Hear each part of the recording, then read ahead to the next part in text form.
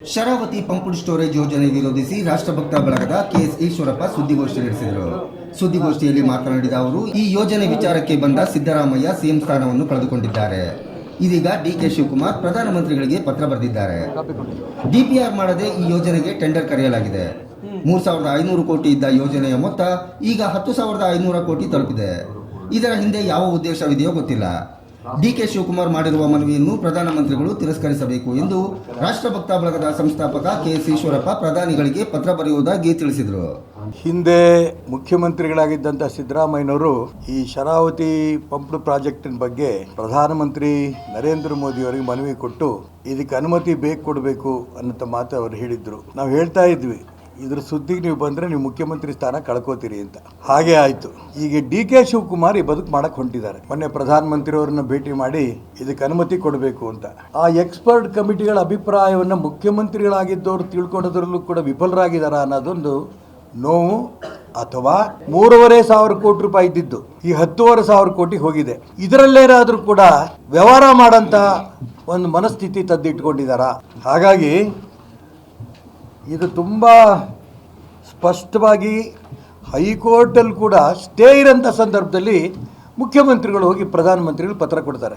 DPR ಇಲ್ದೇನೆ tender ಕರೆದಿರೋಂಥ ಮೊದಲನೇ project ಇದು. ಇವ್ರ ಕಾನೂನು ಯಾವ ಲೆಕ್ಕಕ್ಕೂ ಇಲ್ಲ.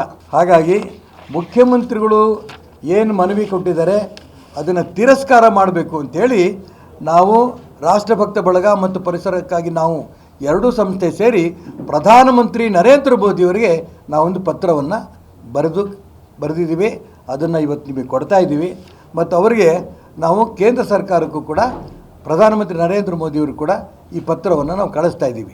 ನಂತರ ಮಾತನಾಡಿದ ಮಾಜಿ ಜಿಲ್ಲಾ ಪಂಚಾಯತ್ ಸದಸ್ಯ ಕೆಇ ಕಾಂತೇಶ್, ಈ ಯೋಜನೆಯನ್ನು ವಿರೋಧಿಸಿ ಇದೇ ಜೂನ್ 28ರಂದು ಶಿವಮೊಗ್ಗದಿಂದ ಸುಮಾರು 50ಕ್ಕೂ ಹೆಚ್ಚು ಬಸ್ಸುಗಳಲ್ಲಿ 2,500 ಪರಿಸರಾಸಕ್ತರು ಸಾಗರ ಚಲೋ ಕಾರ್ಯಕ್ರಮವನ್ನು ಹಮ್ಮಿಕೊಳ್ಳಲಾಗಿದೆ ಎಂದು ತಿಳಿಸಿದರು.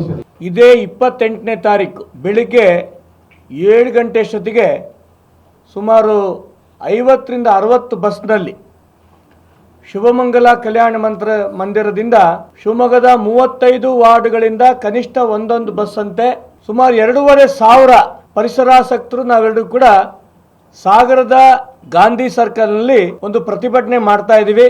ಬೆಳಿಗ್ಗೆ 10:30 ಅಷ್ಟೊತ್ತಿಗೆ ಮಾರುತಿ ಗುರೂಜಿಯವರು ಕೂಡ ಒಂದು ಪ್ರತಿಭಟನಾ ಕಾರ್ಯಕ್ರಮದಲ್ಲಿ ಭಾಗವಹಿಸ್ತಾ ಇದ್ದಾರೆ. ನಾವೆಲ್ಲರೂ ಕೂಡ ಮಧ್ಯಾಹ್ನ 3:30 ಅಷ್ಟೊತ್ತಿಗೆ ಕಾರ್ಗಲ್ನ KPC ಕಚೇರಿಯೂ ಕೂಡ ತಲುಪಿ KPC ಅಧಿಕಾರಿಗಳಿಗೆ ಶರಾವತಿ ಪಂಪ್ ಸ್ಟೋರೇಜ್ ಯಾವುದೇ ಕಾರಣಕ್ಕೂ ಕೂಡ ಈ ಒಂದು ಪ್ರಾಜೆಕ್ಟ್ ಆಗಕೂಡ್ದು ಅನ್ನಂತ ಮನವಿ ಪತ್ರನೂ ಕೂಡ ನಾವು ಇಡೀ ರಾಷ್ಟ್ರಭಕ್ತ ಬಳಗ ಮತ್ತು ಪರಿಸರಕ್ಕಾಗಿ ನಾವು ತಂಡದಿಂದ ನಾವು ಕೊಡೋರಿದ್ದೀವಿ.